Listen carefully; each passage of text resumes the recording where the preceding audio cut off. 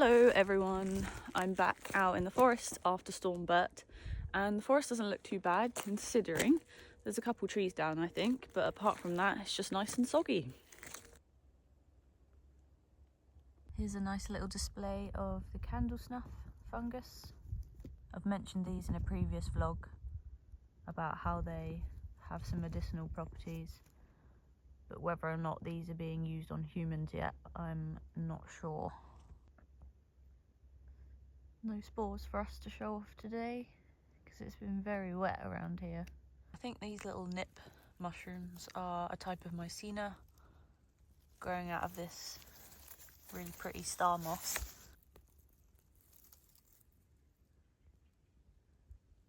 That was a blusher mushroom. There's the cap. It's been completely eaten underneath. All the gills are gone. You can just about see the striations on the skirt there in the light. And it's not really been marked, but you can see a peachy blushed colouring all over the stipe and on the skirt there. That's another mycena, I believe. Looks like a common bonnet. Whew, I say, it is exceptionally nippy today. Hello down there. That's probably the 10th russula I've seen this season. Have not seen many of these at all. I'd very much like to do the nibble and spit test on this, but someone's already beaten me to it. I mean, sharing is caring and all, but I'm alright, thanks.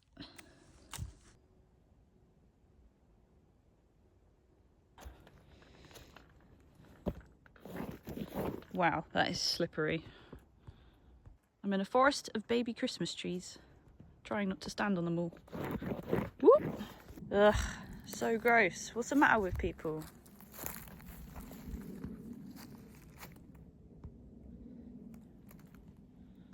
Mingers who don't appreciate the forest. I think we have some Mycena pura down here. The lilac bonnet. And they're quite discoloured, but under nice normal conditions they're a lot more lilac looking. I'll just grab a couple to show you. So these are one of the lookalikes for amethyst deceivers. As you can see, they're nowhere near as purple, they're more of a pinky lilac, and the gills are very pale, whereas the amethyst deceiver gills are just as purple as the rest of the mushroom. And you can see some striations going down the cap here on these mycenas. Goodness gracious, my fingers look so wrinkly, my hands are so dry, and my nails are minging, so sorry about that. You just have to deal with it. Let's follow the trail of hogs. See where that takes me.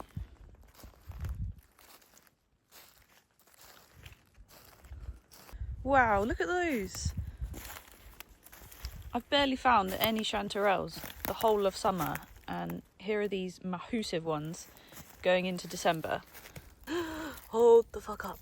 They've got friends. Look at these chanterelles. Crazy! I'm actually so buzzing about this.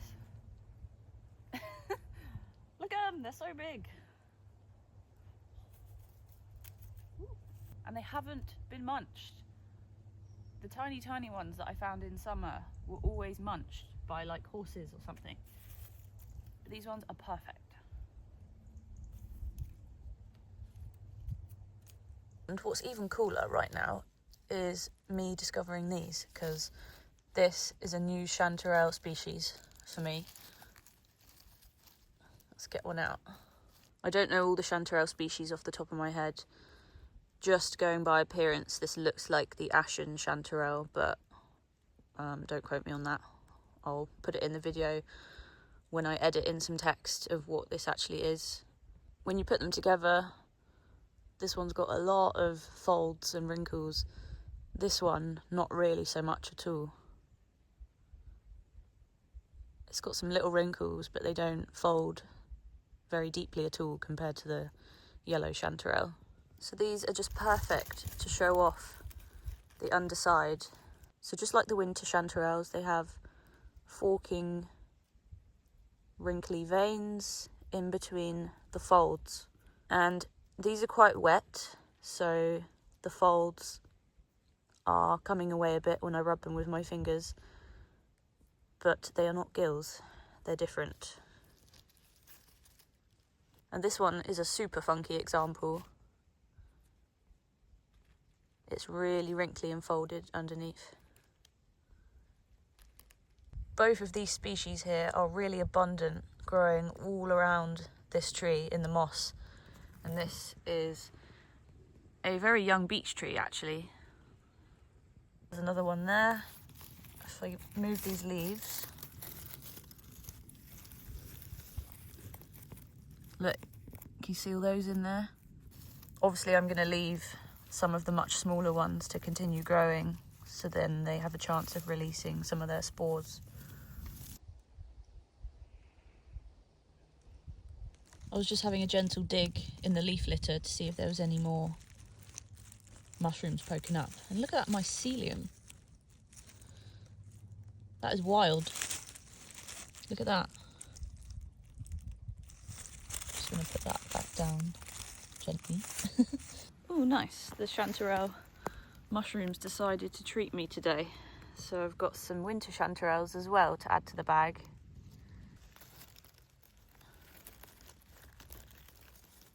And these are some nice big beasts as well, like the yellow ones. It's just the grey ones that are a small species, I think. So I've just taken a wee handful. I don't need any more than that. I'll leave some for the rest of the forest to enjoy. There's actually loads and loads down here, but you can't see them until you get down to the ground because they're so camouflaged. They're the same colour as the leaves. Look, there's some there. Keep your eyes peeled. Got the others out the bag because I just wanted to do a quick comparison. You can see the difference here between the winter chanterelles and the grey ones down here that I'm not quite sure of the name. The grey ones are a lot more frilly and they don't have yellow in the stipe. I always clean my hands on a nice bit of damp moss. Does the job. There's plenty of soggy hedgehog mushrooms around. Ugh, look at that, the spines are massive. Ugh. Here's some nice firm fresh ones. These aren't soggy, they'll be nice and crunchy. I wasn't actually expecting to find any edibles today other than the hedgehog mushrooms, to be honest. So that's quite a nice surprise to find 3 different chanterelles. Just spotted this big gross russular mushroom. It's got the colouring of the death cap, the Amanita phalloides. So if you don't know your russulas and amanitas very well, you don't want to go doing the taste test on this one, because it could well be the death cap. I know it's not, because it's got the shape of a russula and it hasn't got a ring or anything like that. There's a good few of these really slimy russula looking mushrooms down here. Now this is some sort of milk cap, in fact, because it's got milk coming out of the gills there. Can you see? Let's see if we can get a shot of the milk coming out.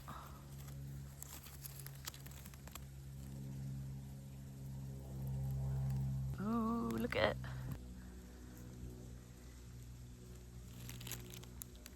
And there's the milk.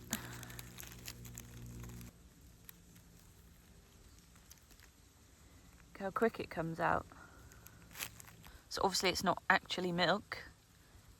It's referred to as latex, mushroom latex. I don't know which milk cap this is. It's super slimy. I'll be sure to find out and put it in the captions. Look how sticky my fingers are.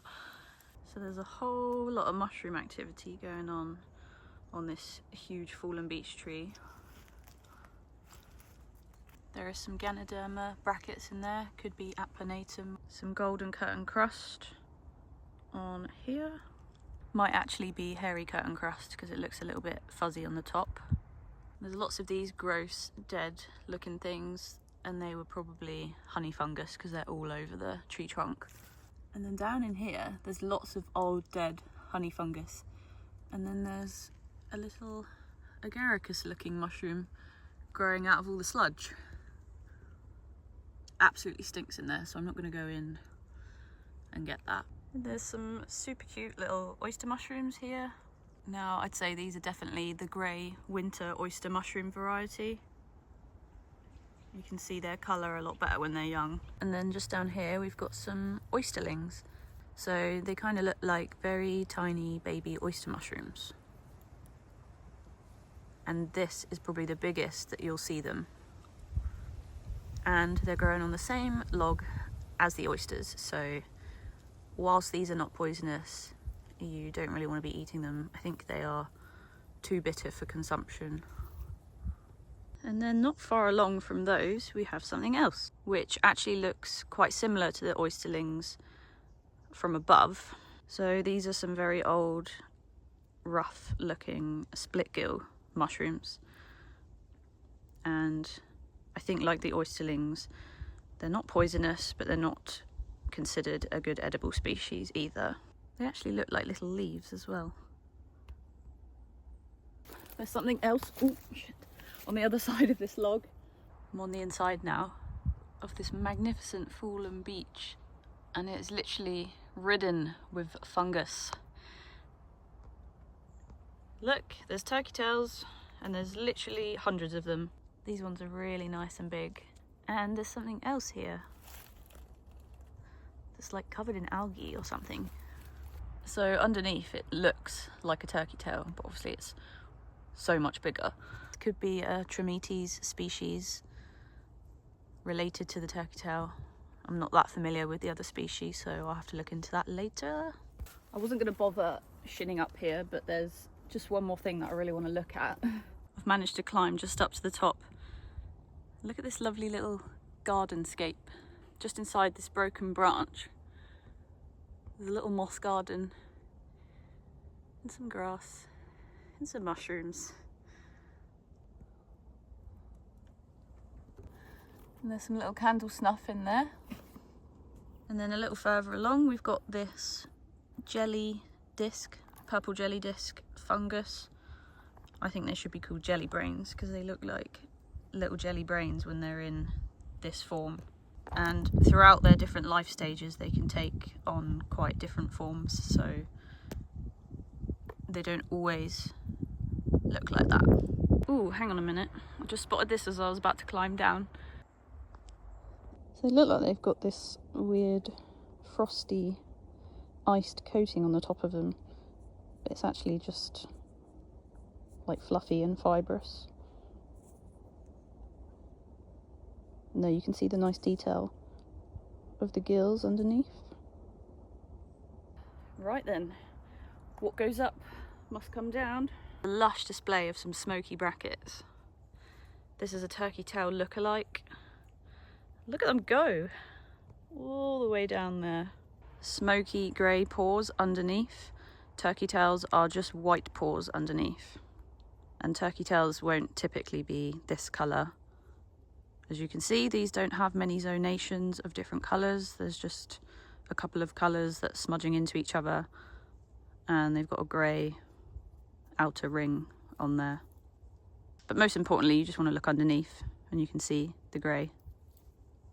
This is a different piece of beech now with lots of jelly fungi going on. That could be black witch's butter or something alike. I think there's a few black coloured jelly type fungi, so I don't know for definite. What I do know is that it's so squishy. So that was successful. Wasn't expecting to find all of those today, especially after the storm and all the rain. No bluets today. Maybe next time. Now the mission is find the car. See you laters.